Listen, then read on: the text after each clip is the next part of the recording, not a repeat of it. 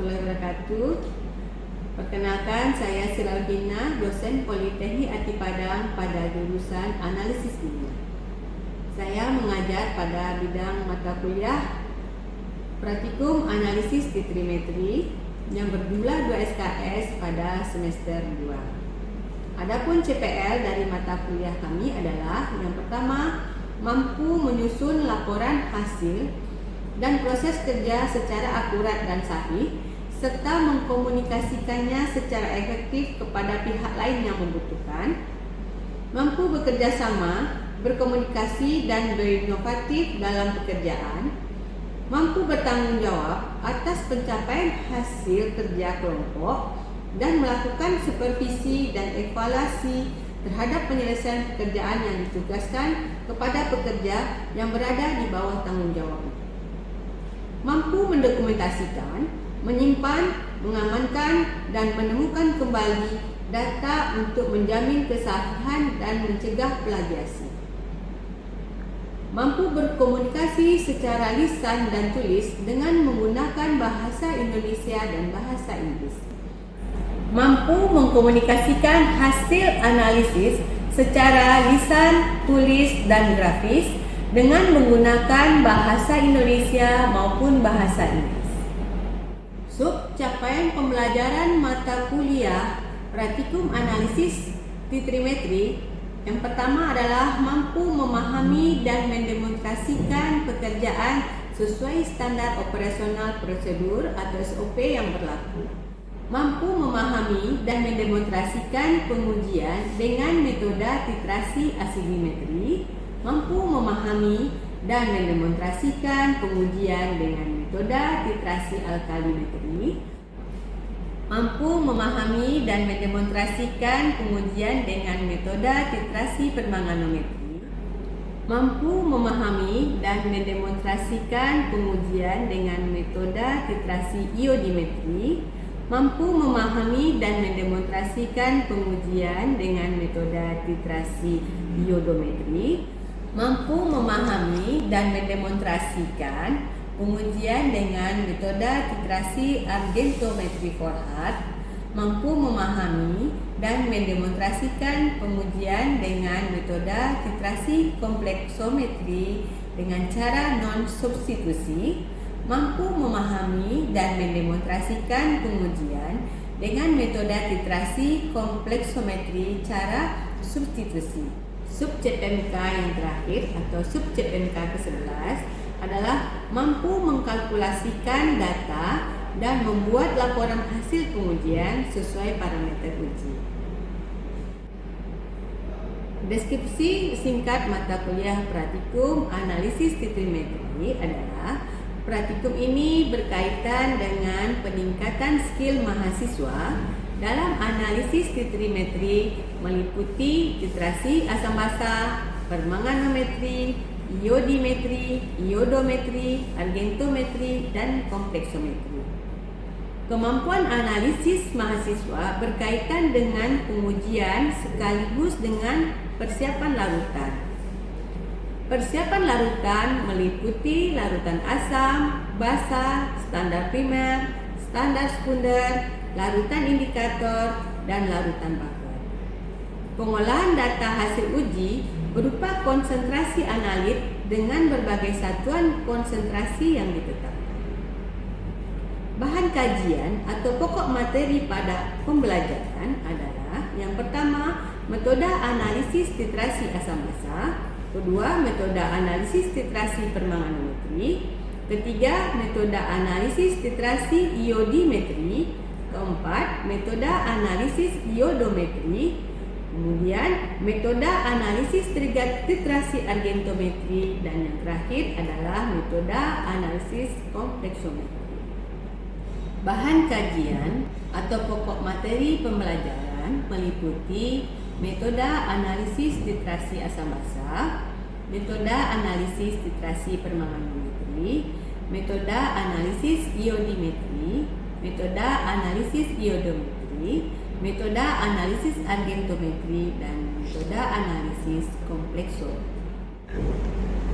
Praktikum Analisis Titrimetri pada pertemuan ketiga dengan sub CPMK-nya adalah mampu memahami dan mendemonstrasikan pengujian dengan metode titrasi alkalimetri.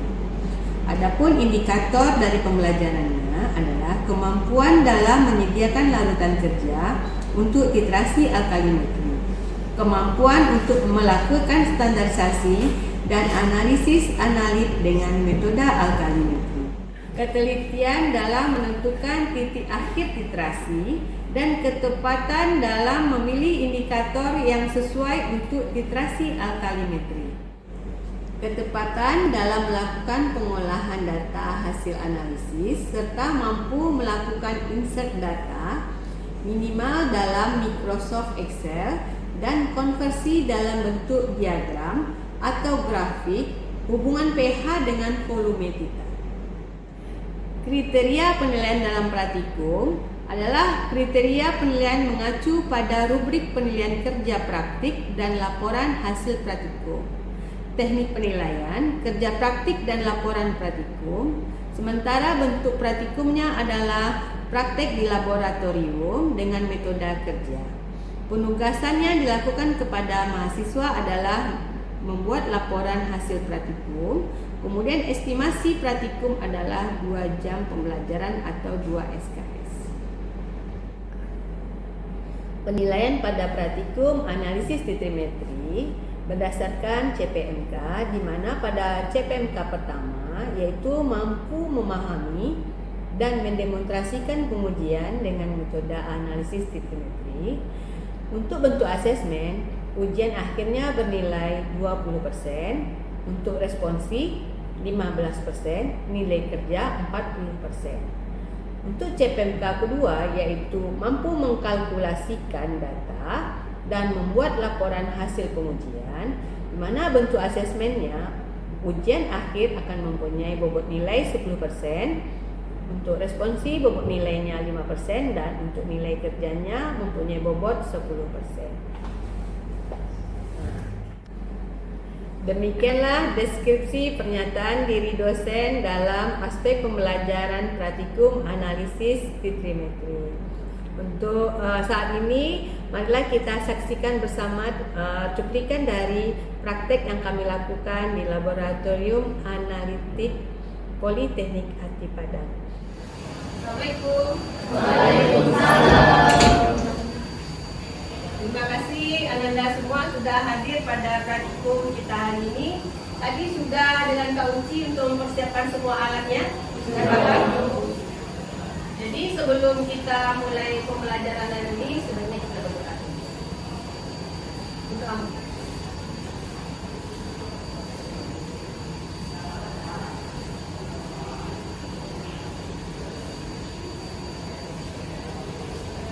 Nah, anak-anak semua, sebelum kita memulai pembelajaran kita sudah berdoa, Ibu ambil absen dulu untuk memudahkan Ibu menghadapi kalian siapa yang hadir dan siapa yang tidak hadir.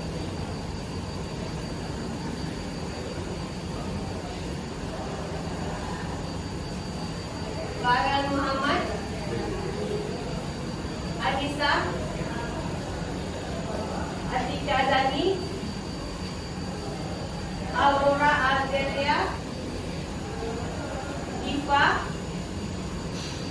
Fauzia Hayati, Aisyah Sana. Terima kasih semua. Alhamdulillah anak-anak ibu pada hadir semua hari ini. Sebelum kita lanjutkan ke praktikum kita, apa praktikum kita hari ini? Jadi sampel kita apa anak ibu? Coba ulangi oleh satu orang. Coba maskernya supaya kita terdengar. Apa metode kita hari ini? Penentuan pada asal suka pada sampel makanan menggunakan metode analisis alkalimetri. Ya, kasih hapus ke kawan. Siapa yang bisa mengulangi kembali dari judul kawan kita? Dari judul praktik kita yang disampaikan oleh kami.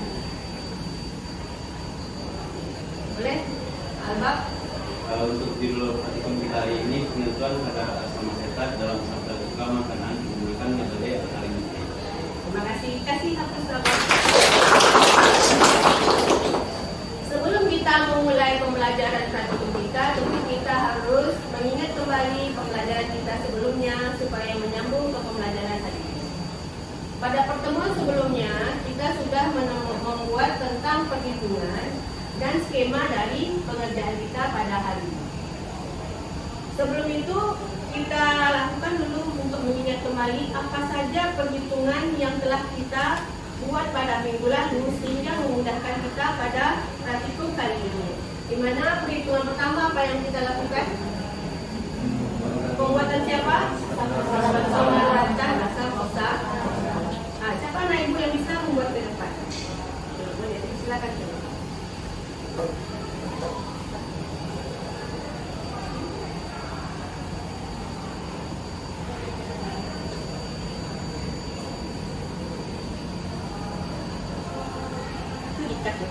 Semua sebelum kita memulai praktikum kita lihat dulu perhitungannya ya dalam pembuatan larutan asam oksalat. Jadi kita membuat larutan asam oksalat terlebih dahulu, di mana yang akan kita buat adalah larutan asam oksalat dengan konsentrasi 0,1 gram dalam volume 100 ml. Kita di sini kita harus buat dulu, diketahui, ditanya, dijawab, memudahkan kita dalam membuat perhitungan ini. Di mana N-nya adalah 0,1 sesuai dengan soal kita di atas, kemudian volumenya adalah 100 ml.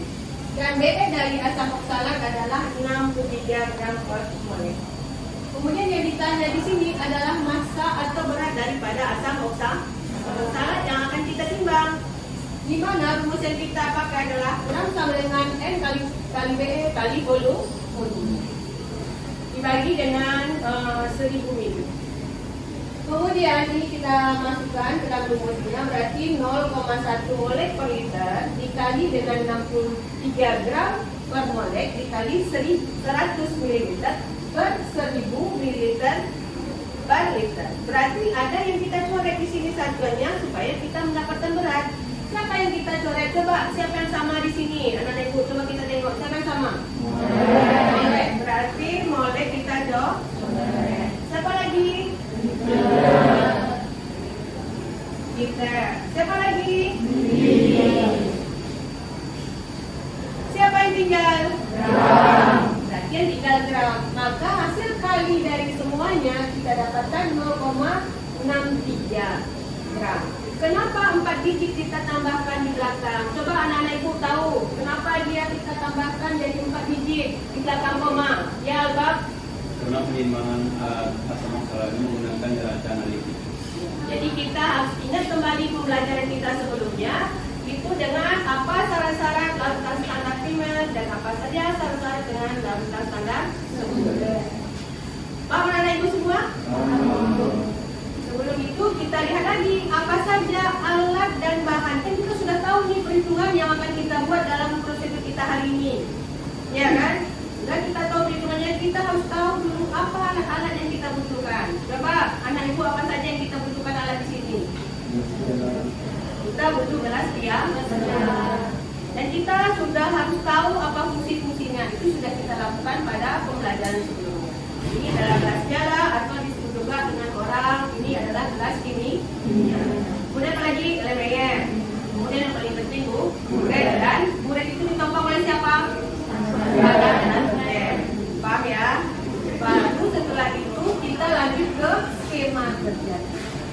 Jadi kita harus bekerja itu sesuai step-stepnya sehingga kita memudahkan dalam pembelajaran. Anak ibu, siapa yang paham sebelum kita mulai ke depan apa skema kerjanya kira-kira? Kat. Anak-anak ibu, seperti yang kita lakukan sebelumnya, setiap sebelum melakukan praktek kita sudah mempelajari modul. Tanda kalian sudah mempelajari modul, siapa dari anak-anak ibu yang bisa membuat skemanya ke depan? Oh ya, ada berdua ya. Jadi yang duluan menuju adalah kita. Berarti dipersilakan untuk kita ke depan membuat. Standar asam oksalat 0,1.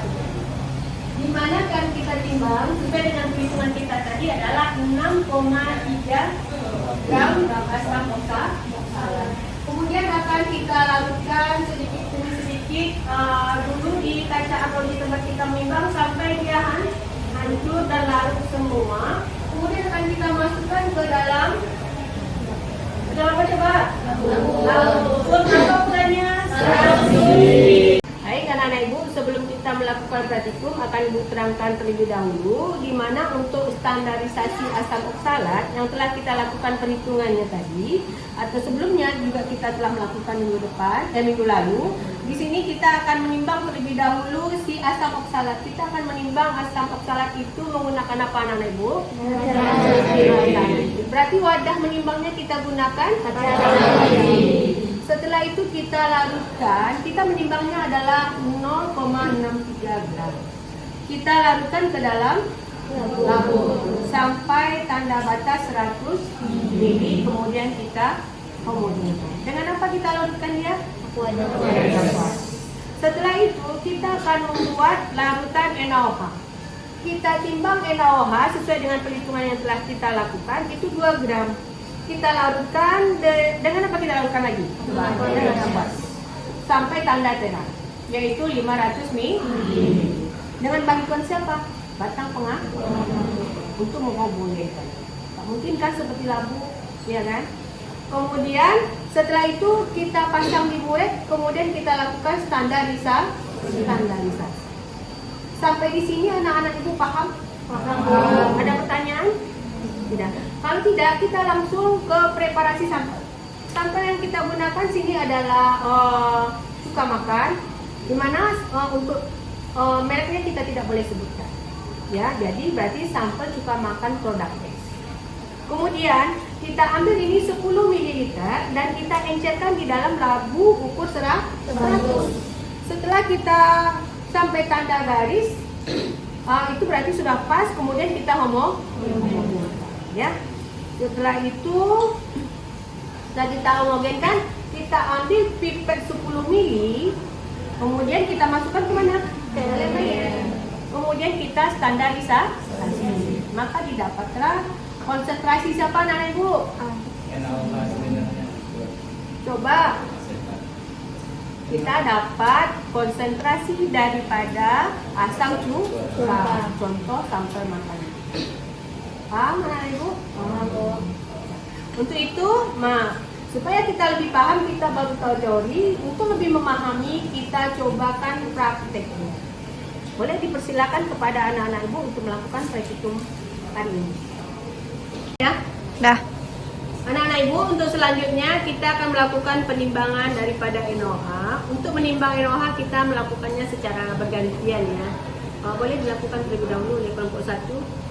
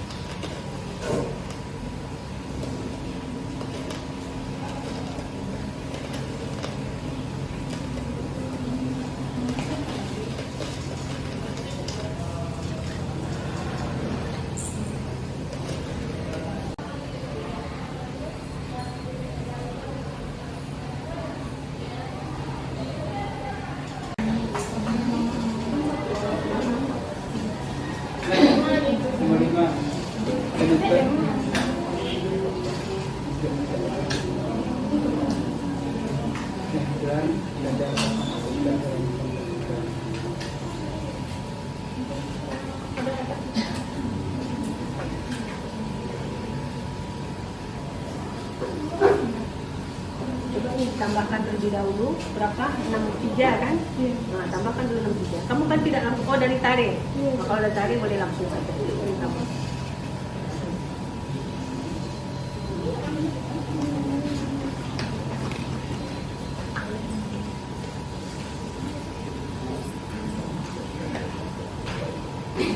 Anak ibu yang lain nanti kita menimbangnya bergantian ya, sesuai dengan nomor urut kelompok ya.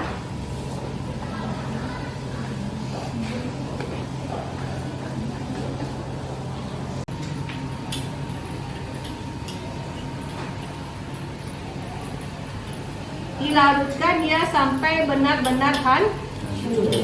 Setelah itu baru kita masukkan ke dalam laut. Kita paskan sampai tanda terang. Tapi sebelum sampai tanda terang, dia kita kasih 1 senti dulu jaraknya. Jangan dipaskan dulu sampai 1 senti. Setelah sampai 1 senti, apa kerjaan kita lagi? Kita ambil kertas hisap. Kita ambil kertas hisap, kita bersihkan dinding yang sampingnya kan sudah sampai 1 cm, kurang dari 1 cm, otomatis corong kan kita copot.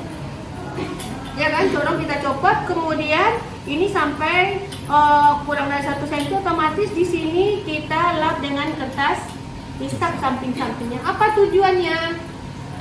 Coba anak ibu. Kalau masih ada larutan di dindingnya sampai ke bawah, pas kita paskan dia bertambah enggak larutannya? Melewati garis tera enggak? Iya. Berarti konsentrasinya berubah. tidak sesuai yang kita harapkan. Paham anak ibu? Nanti semuanya mengerjakan seperti itu di waktu praktikum. Sebentar lagi ya setelah ini.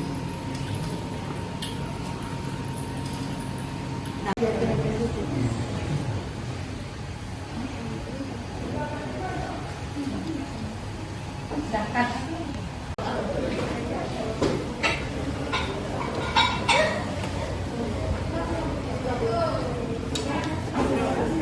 Isi berapa ya?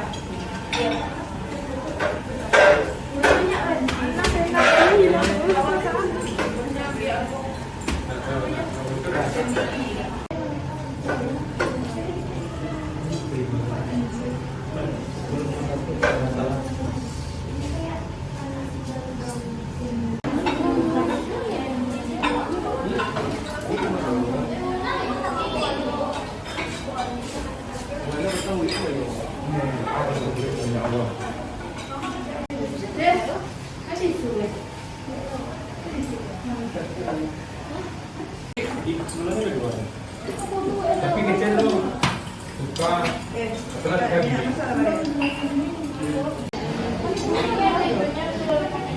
apa yang bisa pakai itu ya.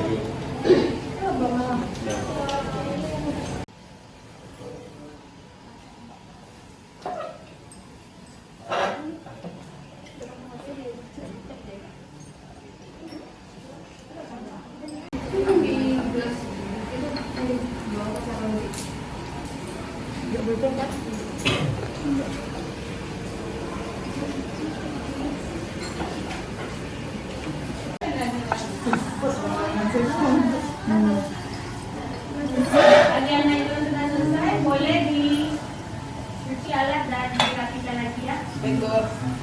Setelah itu nanti akan tutup. Bagian yang sudah selesai tolong dihapus papan tulisnya. Bagian yang laki-laki yang tidak bekerja.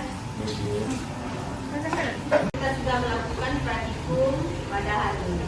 Kemudian untuk hasil dari literasi kita, siapa yang bisa ke depan untuk menampilkannya? Nah, boleh silakan Anda itu. Ini kita jadikan satu contoh, nanti kita bersama membahasnya. Semua anak-anak itu sudah mencatat di bukunya masing-masing? Sudah bagiannya? Sudah ya? Sudah dicari konsentrasinya? Sudah. Nah, nanti kita samakan dulu dengan punya kawan kita. Kita lihat dulu bersama. Coba dipersilakan kepada orang untuk menampilkan apa yang didapat dari praktikum. Buat teman-teman semuanya di sini tadi kita kan melakukan standarisasi yang nama. Lalu pertama volume nama terpakainya takarannya sekitar 10,01 ml. Kemudian dilakukan perhitungan persentase massa sebenarnya yaitu dengan rumus pengejar volume kali konsentrasi yang mahal sama dengan volume kali konsentrasi atau besar. Kak dulu sebentar. Sampai di sini anak-anak ibu ada pertanyaan? Paham? Berarti kalau sudah paham anak-anak ibu, tolong untuk penugasan selanjutnya, modal kita di minggu depan, anak-anak ibu harus membuat laporan. Ya kan, anak-anak ibu harus membuat laporan. Kemudian anak-anak ibu membuat laporannya di logbook dan tolong cari juga SNI dari tukang makan dan cari juga di referensinya itu nanti ditampilkan di logbook di mapnya itu juga tentang jurnal yang menentukan asam asetat pada cuka makan. Itu kedua-duanya sebagai acuan dari yang kita dapat. Kemudian dibahaslah di pembahasan. Kenapa kita mendapatkan hasilnya begini? Ya kan? Itu nanti kita bisa lihat mungkin kerja kita yang kurang pas, atau memang kalau pas betul dengan kerja kita sudah sangat Kemudian tugas yang kedua ini kan tugas hari ini dilanjutkan. Tugas yang praktikum minggu depan, anak-anak itu harus membuat laporan laporan awal anak-anak itu nanti di buku kerja. Kalian buku kerja ini ya, seperti biasa di buku kerja ini kalian buatnya adalah perhitungan dan skill. Kemudian di laporan yang di logbook kalian hanya membuat dari pendahuluan teori dasar sampai alat dan bahan, di mana alatnya masing-masingnya itu kalian buatkan fungsi dan berapa kapasitas. Kemudian untuk bahan itu kalian buatkan hazard simbolnya atau MSDS-nya, ya selengkap-lengkapnya. Itu untuk laporan awal yang praktikum ini. Yang laporan hari ini selengkap-lengkapnya kalian buat di log. Ada pertanyaan ada ini sampai di sini? Paham? Mengerti dengan apa yang kita lakukan? Berarti yang praktikum kita lakukan ini bukan untuk cuka makan ini saja kan? Berarti cuka makan merek lain juga bisa. Nah, alhamdulillah praktikum kita hari ini selesai dan kita berdoa kepada Allah semoga amal yang kita lakukan, ibadah kita lakukan ini bermanfaat dan berguna dan diterima oleh Allah dan kita hadiahkan pahalanya untuk bergolong. Dan Ibu akhiri dengan wabillahi taufiq wal hidayah. Assalamualaikum warahmatullahi wabarakatuh. Boleh Ibu perhatikan lagi dan Ibu